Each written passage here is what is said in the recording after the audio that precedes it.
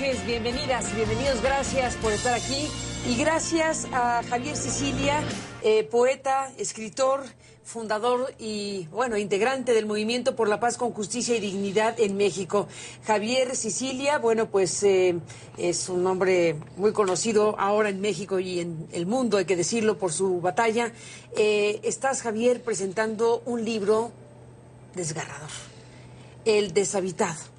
Gracias, Javier Sicilia, por estar aquí para conversar de esto que publica simultáneamente, conjuntamente, Grijalbo y Proceso, y que es esta historia que tú has dicho no tendría que haber sido contada, no tendría que haber ocurrido. Sí. Pero ocurrió de muchas maneras. El gran y trágico acontecimiento del asesinato de tu hijo, Juan Francisco, y lo que detonó esto en tu existencia y en la existencia de muchos más en este país.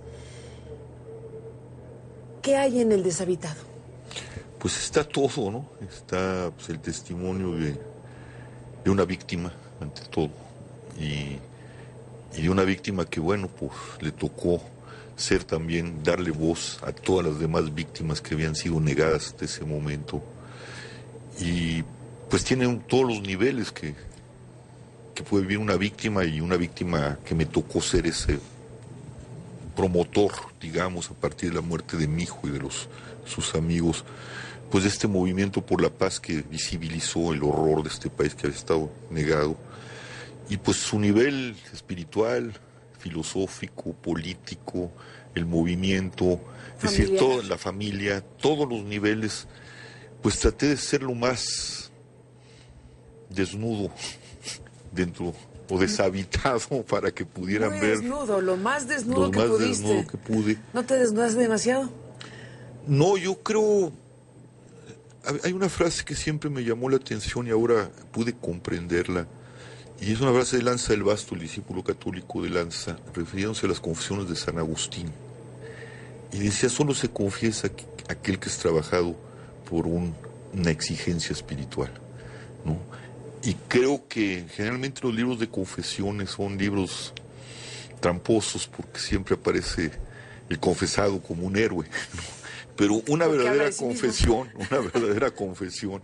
debe de ponerse hasta donde se pueda, con toda la objetividad. ¿Y cómo te retratas a ti mismo, Javier Sicilia, en El Deshabitado? Como precisamente un hombre al que este golpe, ¿no? Incluso en la nota introductoria empiezo con unos versos de Vallejo, ¿no? Hay golpes en la vida, golpes como del odio de Dios, ¿no? Si Dios odiara, serían de ese tamaño el sufrimiento. Y eso implica que todas las certezas con las que uno se ha movido y ha crecido se desmoronan, y uno queda deshabitado a tratar de recomponer con los restos que quedan de tu propia existencia. Ese es el tema, y la única manera de hacerlo era mirarse, y por eso está en tercera persona, ¿no? Tratando de ser lo más objetivo, y me retrato pues hasta donde puedo detectar mis debilidades, ¿no? Como iracundo, como un hombre que dudaba, pues como una víctima que le tocó ser protagonista, y pues generalmente veían ahí a este ser que de repente olvidaban que era una víctima y que concitaba un liderazgo, y pues ese hombre es el que habla del deshabitado, una víctima deshabitada que tiene los mismos sufrimientos que las víctimas, los mismos problemas familiares que las víctimas frente a ¿no? Y lo mejor era ponerlo con toda claridad y ser lo más honesto que pudiera, mirando mis defectos, mis dudas, mis equívocos, tanto en la familia, tanto y a nivel del mismo proceso político que llevamos, del movimiento, mis juicios de valor sobre los otros, sobre políticos, sobre los mismos líderes del movimiento, sobre mí mismo, y pues fue mi propia visión de mi vida espiritual y política a partir del país. Entonces la novela tiene muchos niveles, ¿no? Lamento tenerla que haberla escrito.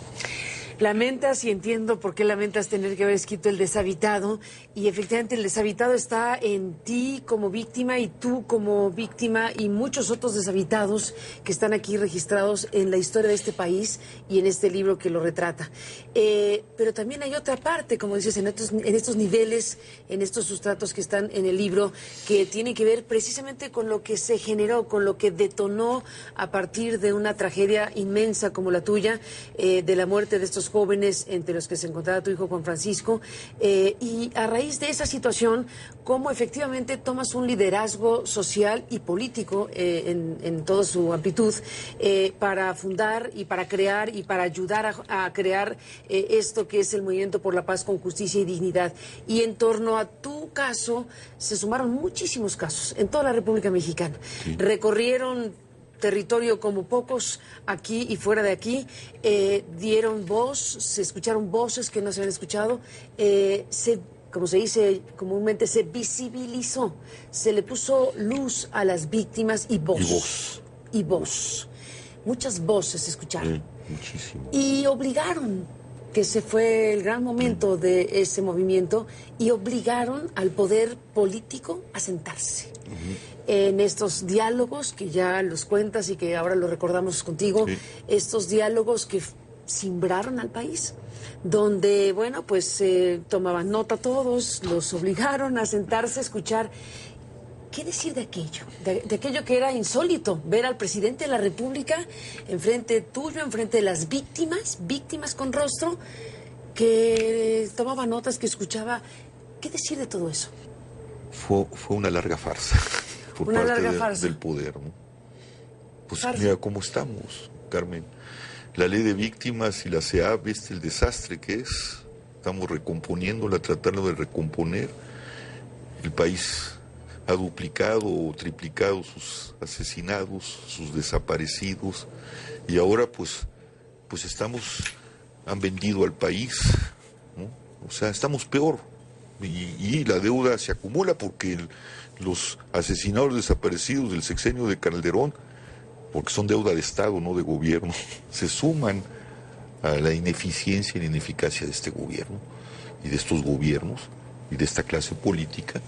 Y pues estamos frente a un problema terrible, y ahora con el loco que tenemos del otro lado de la frontera, y estos arrodillados, bueno, yo no digo que están arrodillados, como decía Frank Kafka, Frank Zappa, el rockero, decía, hay gente que confunde estar arrodillada con estar empinada, pues, y creo que estos tienen empinado al país porque pues no están a la altura, como tampoco estuvo Calderón y la clase política de la época de 2011, de la que hace mención esta novela, a la altura de la exigencia y de la dignidad que pedía y pide y sigue exigiendo este país.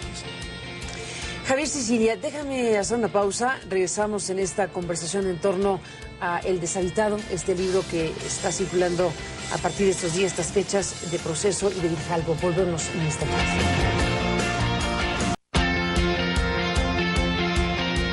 Javier Sicilia, regreso en esta conversación. Déjame retomar el hilo de lo que decías en el corte y la expresión que estabas usando, hablando del personaje del norte, de Donald Trump.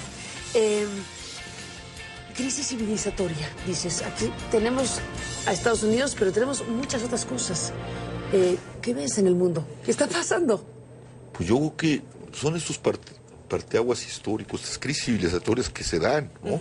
Aquí hubo una cuando llegaron los españoles, que todavía no se acaban de reponer el mundo indígena, pero después de 500 años empiezan a, ¿no? Lo hubo con la caída del Imperio Romano, lo hubo justamente cuando la caída de los regímenes absolutistas, de las monarquías absolutistas y la emergencia de la Ilustración. Estamos viviendo una época parecida, ¿no?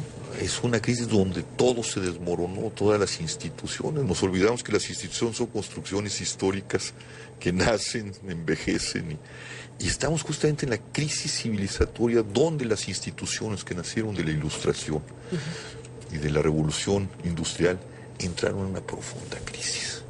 Y la prueba de eso es que pueden emerger un tipo como Trump, o como Enrique Peña Nieto, o como Fox, o como Duterte en Filipinas, que es un personaje, también un asesino. Bueno, y hay algo extraño. estos tipos casi emergen como contra la autoridad, ¿no? ¿No? O sea, se subió Trump porque... Por su crítica al statu quo de Washington. Por su crítica a Washington. Sí. Como los acuerdos de paz. ¿Quién iba a imaginar que no quería el pueblo los acuerdos de paz? En Colombia. En Colombia. ¿Por qué? Pues porque son los acuerdos de la autoridad, ¿no?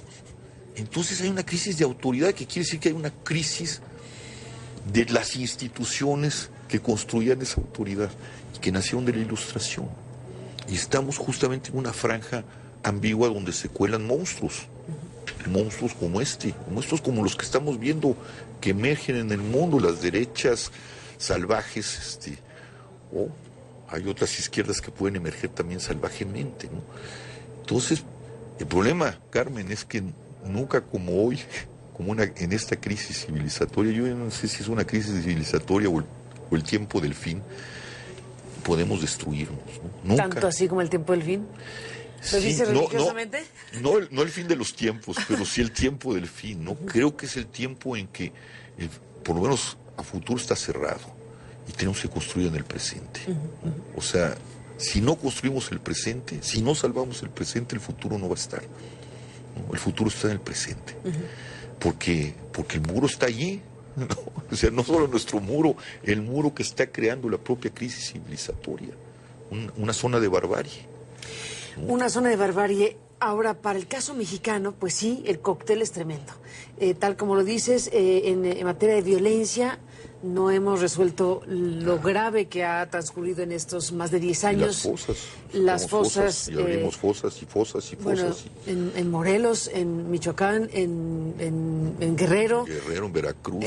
Tenemos un problema muy serio de violencia, de desaparecidos, de muertes impunes, de una guerra contra el narcotráfico que no da los resultados esperados por quien la impulsó, y hoy un nuevo elemento que es efectivamente los Estados Unidos, que dice un muro y una serie de cosas que no quedan claras de qué tipo de cooperación es el que pretende dar Donald Trump a México a partir de decir, ustedes no lo han hecho bien, cosa que no se equivoca. No se equivoca. No se equivoca, tristemente no se equivoca. Tiene cosas que tiene razón.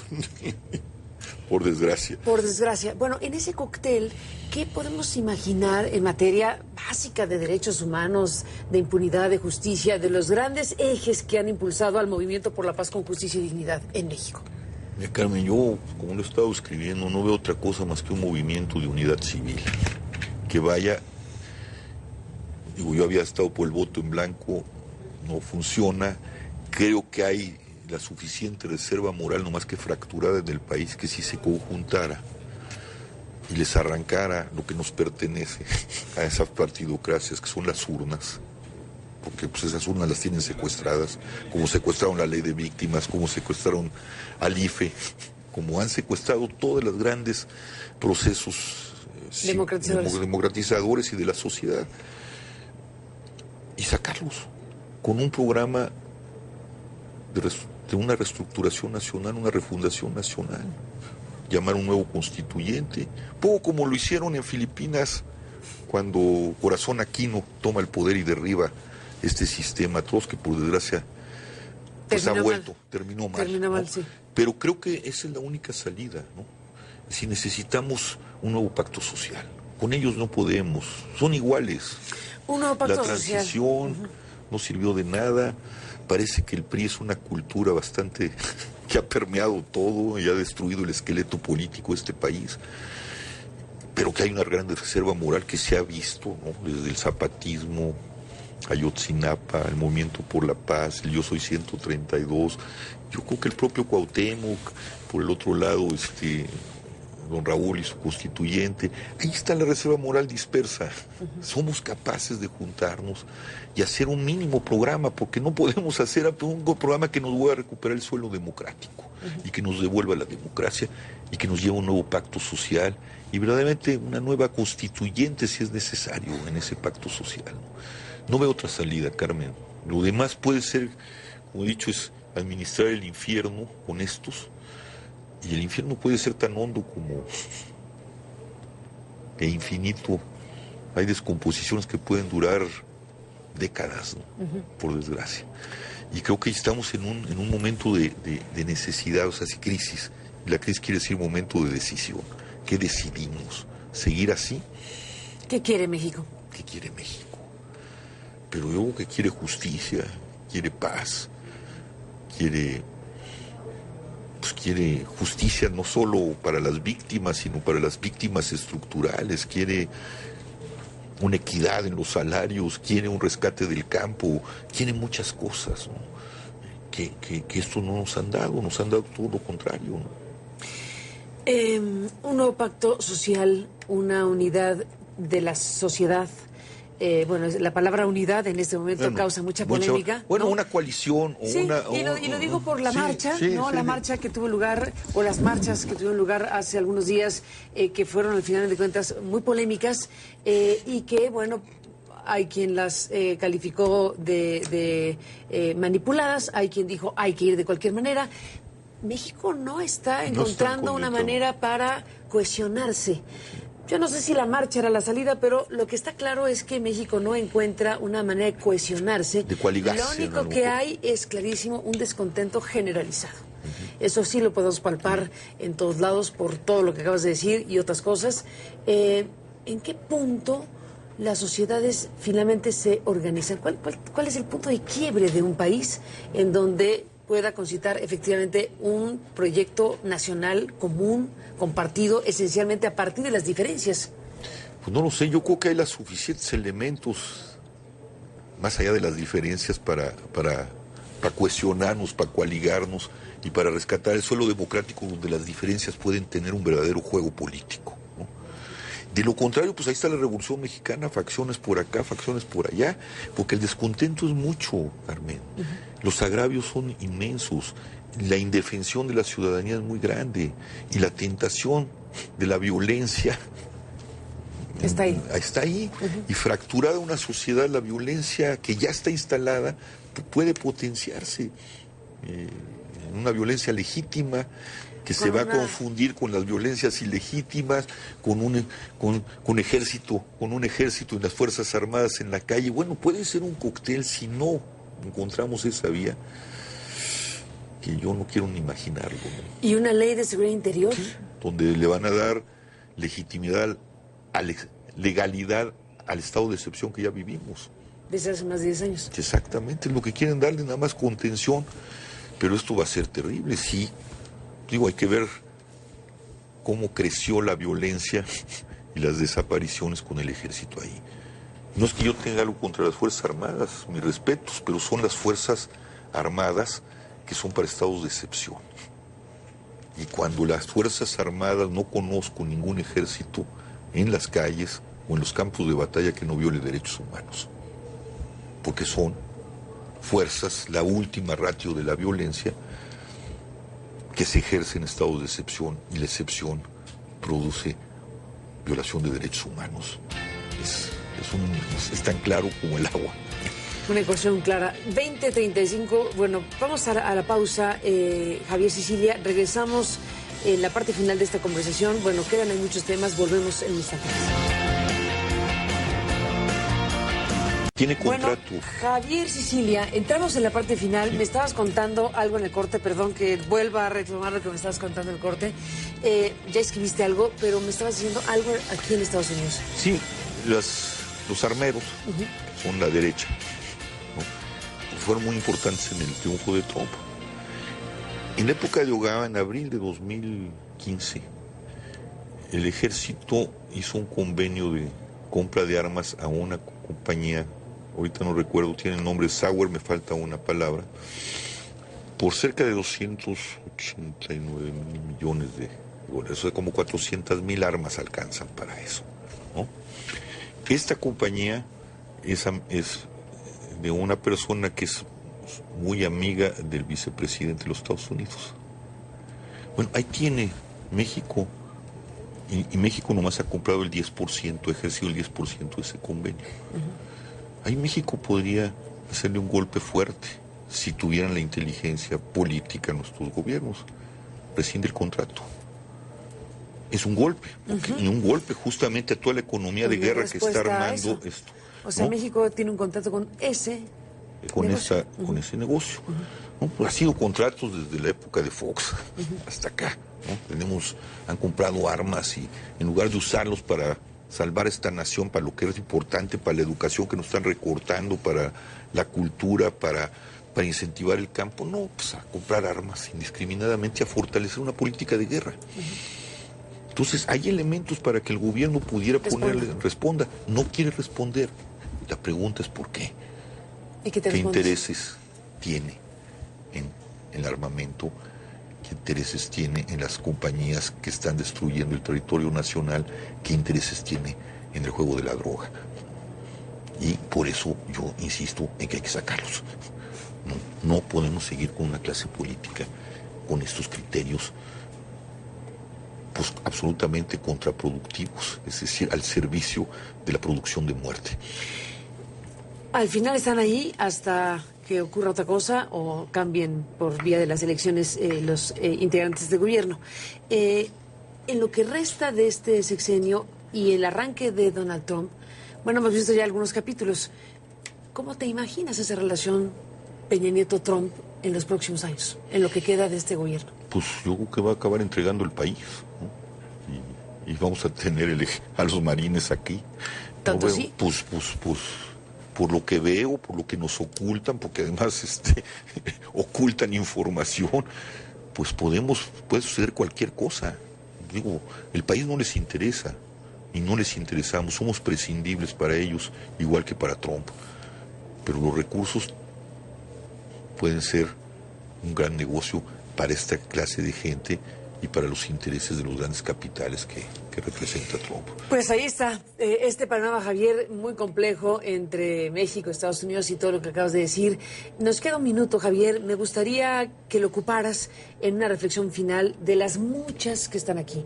Porque este es un compendio desgarrado de experiencias, de vivencias, de situaciones, de reflexiones, de filosofía. Dijiste que ibas a dejar de escribir poesía, pero creo que escribes poesía en prosa. No sé si escribes poesía en prosa, si se puede eso, pero en fin, sigue siendo poeta. Sí, es un don. Sigue siendo poeta. Un don.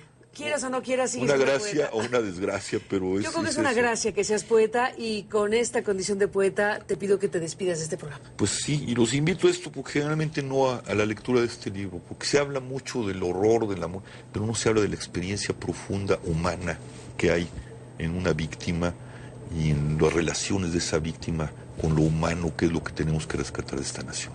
Ni más ni menos. Pues ahí está, el deshabitado Javier. Esta foto tuya, eres tú, ¿no? Soy yo, ahí en el arca, justamente en una de las... donde empieza la novela. Donde empieza la novela, esta foto tuya. Es una foto de Isolda Osorio. Sí. De Isolda Osorio, le mandamos un saludo y un abrazo a Isolda. Gracias por estar aquí, Javier, gracias por esta novela, este libro que estás presentando y del que estás hablando, de estas experiencias terribles y brutales. Gracias, Carmen, y pues resistamos, sigamos resistiendo. Gracias, Javier, por estar aquí. Y a ustedes que nos permitieron acompañarle, pásenla bien, buenas noches, hasta luego.